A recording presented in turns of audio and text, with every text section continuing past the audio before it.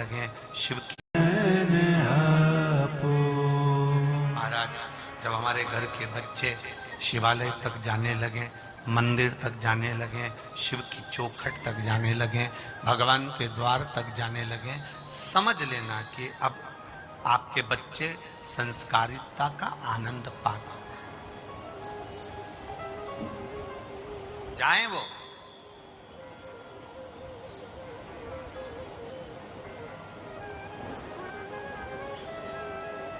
देवव्रत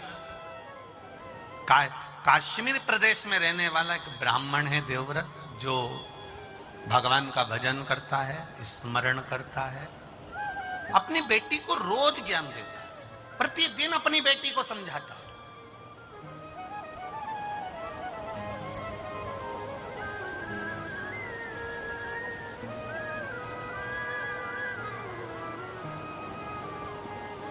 पर संगत बिगड़ गई।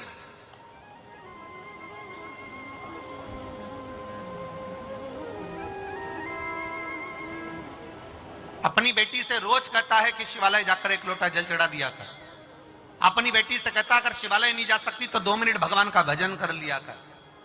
अगर भगवान का भजन नहीं कर सकती तो मंत्र जाप कर लिया कर।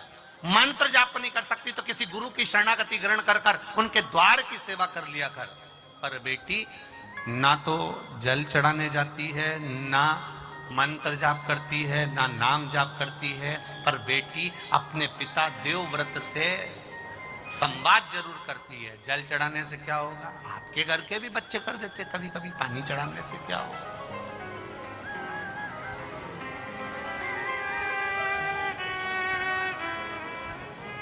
जल चढ़ाने से कौन सा फायदा? एक बात बहुत ध्यान लगाना, बारिश का पानी, आकाश से जल, बरसात का जल जब जमीन पर गिरता है तो वो नाली में जाएगा, खड्डे में जाएगा, खड्डे में से नाली में जाएगा, नाली से गटर में जाएगा, गटर से नाले में जाएगा, नाले से नदी में जाएगा, नदी से तालाब सरोवर होता हुआ आखिरी में समुद्र के पास पहुंच जाता है। बारिश का जल गिरा तो वो समुद्र तक पहुंच जाता है। आपके नजदीक के मंदिर में जो शिवालय है, उस शिवालय पर अगर 1 लोटा जल गिरा तो वो महादेव तक पहुंच जाता है। वो महादेव तक पहुंच जाएगा। आपने जो जल समर्पित करा, आपने जो जल चढ़ाया, आज बसंत पंचमी है,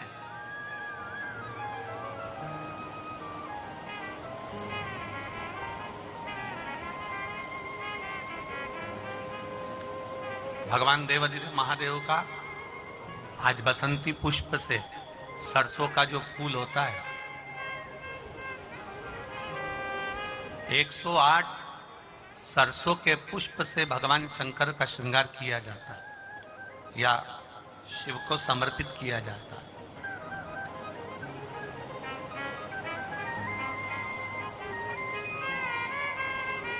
अगर डॉक्टर बोल भी देता है कि ऐसा लग रहा है कि कोई बड़ी बीमारी आने वाली है, शरीर में कोई ऐसा रोग आने वाला है कि ये बहुत बड़ा रहेगा, हम उनको हमेशा कहते आए हैं कि प्रयास करना कि बसंत पंचमी के दिन सरसों के फूल 108 शंकर भगवान को चढ़ जाएं।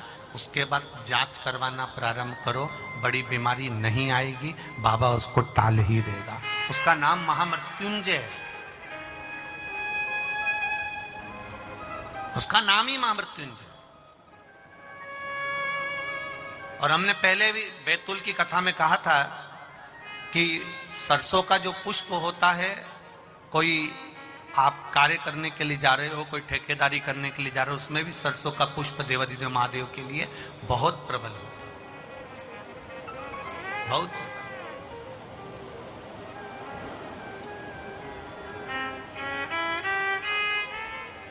महाराज, बेटी को दिया ज्ञान, पर बेटी मानती नहीं, प्रश्न बहुत करती है, बहुत प्रश्न। पहले का एक समय था जिस समय पर माता पिता जो कह देते थे बच्चे वो मानते थे। बीच का एक समय ऐसा आया कि माता पिता कहते जरूर हैं, बच्चा मानता भी है पर मन में संशय रखता है।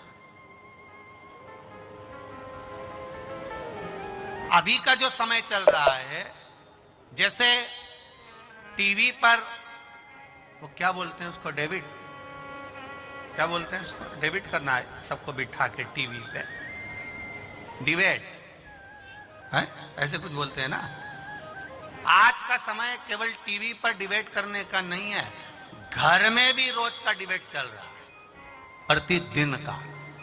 पिताजी कहते हैं मंदिर जा, बेटा कहता है क्यों जाऊं, यही क्रम चालू हो जाता है। बहू कहती है सास को, सास कहती है बहू को, दोनों एक दूसरे की बात नहीं मान रहे, वो इधर पांव खींच रहा है, वो इधर पांव खींच रहा है, अंत उसका सार तत्व तक नहीं पहुंचा। मंजिल मिला क्या?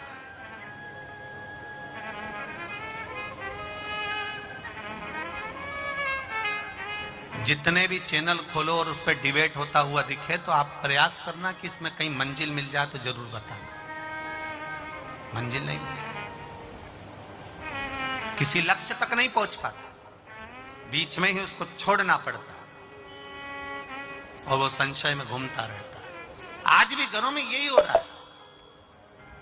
माता पिता बच्चों से कहें कि तू जल चढ़ाने जा, माता पिता बच्चों से कहें कि तुम प्रणाम करो, माता पिता बच्चों से कहें कि तुम भजन करो, माता पिता बच्चों से कहें कि तुम कीर्तन करो। पर ये व्यासपीठ, ये शिव महापुराण की कथा हमेशा कहते आई है कि कल परसों की कथा में भी कहा था, एक माँ ने अपने बच्चे का हाथ पकड़कर संत से कहा, गुरुजी मेरे बच्चे से कह दो कि ये शक्कर ना खाए, मीठा ना खाए। गुरुजी ने 1 हफ्ते का समय मांगा और 1 हफ्ते बाद गुरुजी ने कहा कि बेटा तुम शक्कर मत खाना। तो माँ को क्रोध आ गया, ये बात तो तुम 1 हफ्ते पहले भी कह सकते थे। तो गुरुजी ने कहा कह तो सकता था, पर उस समय तक मैंने शक्कर छोड़ी नहीं थी, जब तक मैं छोड़ूंगा नहीं तब तक दूसरे से कहूंगा कैसे, इसलिए पहले मैंने छोड़ी है। आप सबसे निवेदन है, अपने बच्चे को ज्ञान देने से पहले स्वयं पहले मंदिर जाना प्रारंभ करो, शिव को जल चढ़ाना प्रारंभ करो। श्री शिवाय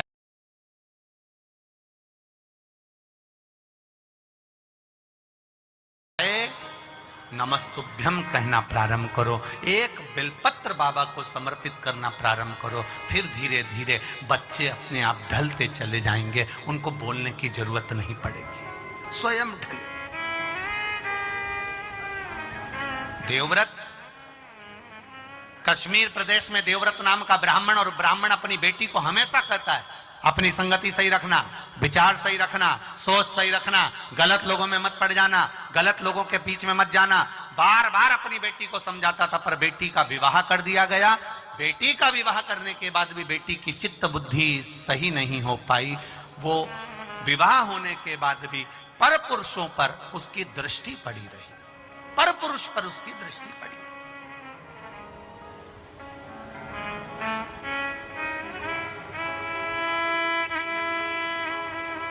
महाराज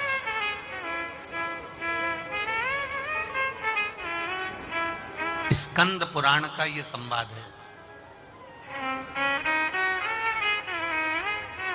स्कंद पुराण का संवाद, दृष्टि गलत पड़ी रही। शादी होने के बाद भी पर पुरुष पर उसकी दृष्टि जाती थी। जो नारी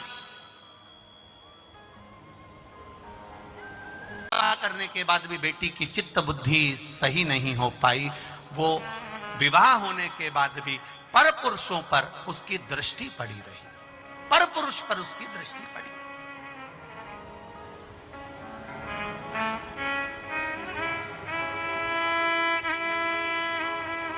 महाराज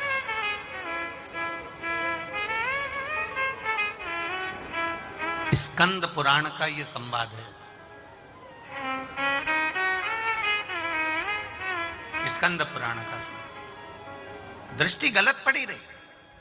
शादी होने के बाद भी पर पुरुष पर उसकी दृष्टि जाती थी।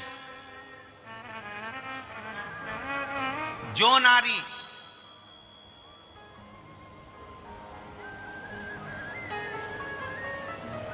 विवाह के पश्चात किसी दूसरे पुरुष के साथ में स्मरण करे या शादीशुदा किसी पुरुष का घर तोड़ दे, वो नारी की गति स्कंद पुराण कह रही है।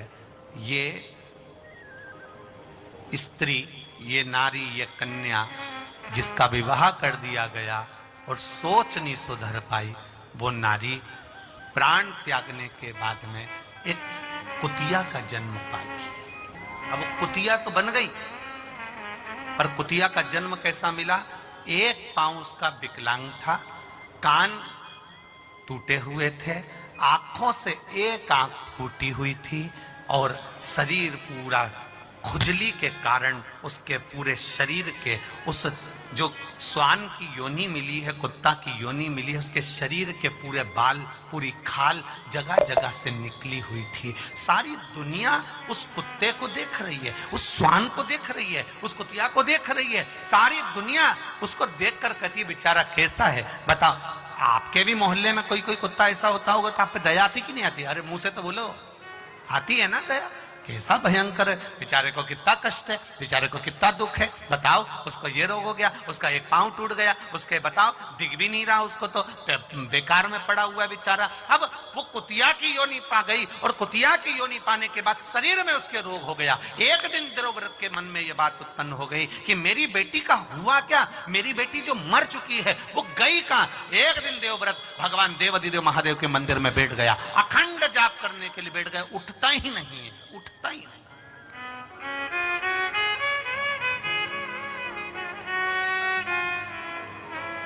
उठ ही नहीं रहा।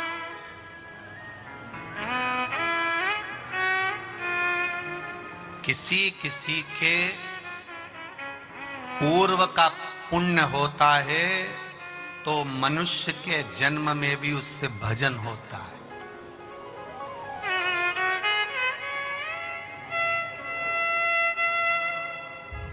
किसी का पूर्व का पुण्य हो तो